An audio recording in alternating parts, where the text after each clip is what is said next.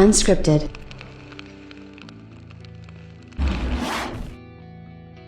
We live in a world where more is obviously better. We want more of everything. We live in excess, and that's just the way that we are as human beings. There's not really, I don't think, anything wrong with that. We all sort of take things for granted from time to time.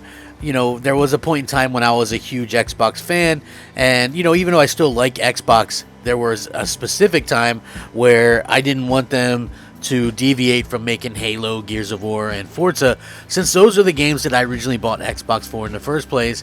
And yeah, it's the same thing with PlayStation. You know, I really love the Uncharted games and, you know, Gran Turismo. You really want those games and those franchises to continue on, but I think at some point they start to get a little bit milked out, and you start to lose that quality that you once really enjoyed. And that's something that we've seen with many franchises, and that's why some franchises, you know, kind of up and quit out of the blue. And it can be more than just that. Like, for my opinion, I think that Halo in the Xbox One generation really got oversaturated, and it wasn't just having to do with the main Halo. There was only one new Halo per se, which was Halo 5. And you would think that it would be, you know, everything would be kind of copacetic and you wouldn't have that kind of thing where the game was overmilked. But there was one particular time where there was literally like a Halo game of some sort every year for like 4 years or so. So it was like you got the Master Chief Collection in 2014, you had Halo 5 in 2015, you had these little Halo like iPad games, I forget what they were called, but you had Halo Wars 2, Halo Wars 1 Remastered. You know, there was just Halo, and, you know, then they redid Halo Reach, of course, and they also redid Halo ODST. So again, it was like, even only one mainline Halo, it was nothing but Halo. And then, you know, there was even some issues you could even say with like Gears of War. They did something similar where they did Gears remake, and then they did Gears 4 and Gears 5 and then Gears Tactics, and, you know, they made all the other Gears backwards compatible. So there was just like this influx, and I felt like it really kind of you know, hurt the brand more than helped it. And you also had the issue with Halo getting its own TV show, and, you know, that's still supposedly in production. Possibly Gears of War getting a show.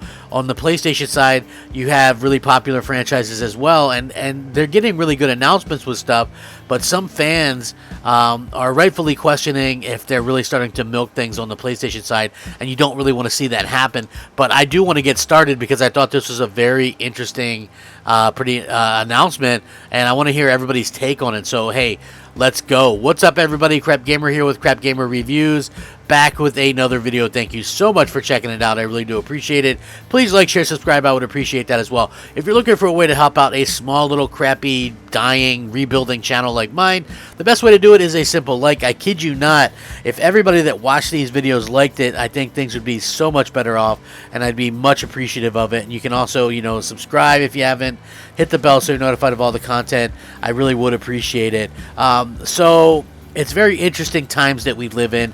Like I said, if something's a success, they shove it down your throat. You know, this is just the way things go. So coming off the heels of a couple of pretty big announcements, some Sony fans were a little bit excited, and some probably not as much. So the interesting part is Ghost of Tsushima sales hit 6.5 million worldwide.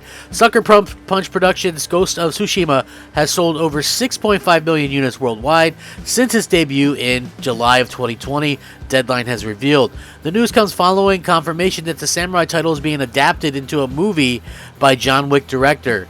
Last time we got a sales update of Ghost of Tsushima was back in November 2020, when the game had sold 5 million copies. Now, Ghost of Tsushima wasn't just a critical or commercial success, it also boasts one of the highest completion rates for any open world game on PlayStation. Furthermore, the game's combat system revealed that it took about 6 years to perfect the Ghost of Tsushima combat system. Now, from the look of things, Sucker Punch Productions is working on a sequel on the game, and it wasn't surprising considering the game's success. Earlier in the year, Sucker Punch's Nate Fox and Jason Connell were made ambassadors for the real-life Tsushima Island, which was very interesting and very cool indeed, to say the least. And, you know, this comes off the heels of some pretty incredible announcements where the Sony PlayStation brand actually came in number 4 on top publishing studios of the publisher rankings or whatever. So it was funny because Metacritic has announced its full list of 2021 game publishing rankings, and Sega taking the #1 spot as publisher of the year. They have an average Metacritic score of 81.6. Sega had 38 scored products, with 95% of them classed as good and 0% bad. Among its best products include Persona 5 Royal and Yakuza 0, and it's worth remembering that Sega owns Atlas, why it was able to have so many top games, with Persona 5 Royal alone being one of the year's biggest titles.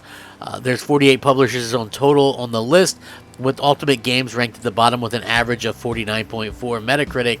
The top 10 are Devolver Digital at 10, Nintendo at 9, No More Robots at 8, Axis Games at 7, Xbox Game Studios at 6, Activision at 5, Sony at 4, Capcom at 3, Annapurna Interactive at 2, I've never even heard of them, and Sega at 1. So you have, a top 4 publisher with Sony. But again, the thing, getting back to Ghost of Tsushima, was that they're announcing a movie for the game, right? And this is something that I think a lot of fans are starting to think could possibly hurt the brand in terms of how people look at the games and things like that. So is that something that could really affect it? We'll have to see in the future. But it's very interesting. So like I said, Deadline reported that Ghost of Tsushima movie in development at Sony Pictures and PlayStation Productions, with John Wick, the franchise director, on board to direct the film. And it looks like they're going to produce it through their company as well. He says, we're excited to be partnering with Chad and 8711 Entertainment to bring their vision of Jin's story to the big screen. We love working with creative partners like Chad, who have a passion for our games, ensuring that we can create rich adaptations that will excite our fans and new audiences. They talked about they're about to start shooting John Wick 4, so the film is likely to be his next project after that. And apparently the movie is going to confirm that the movie will follow the game and tell Jin's actual story.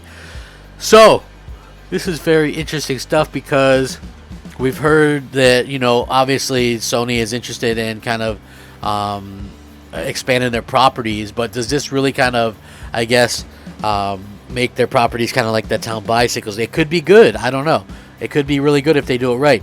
There's also a Last of Us TV show. Is that going to hurt that? I think that being on HBO gives it a real chance. And then, of course, there's the Uncharted news, where you have Uncharted coming to, theaters, and that doesn't look like it's going to be too good. But does it really almost ruin what's going on with,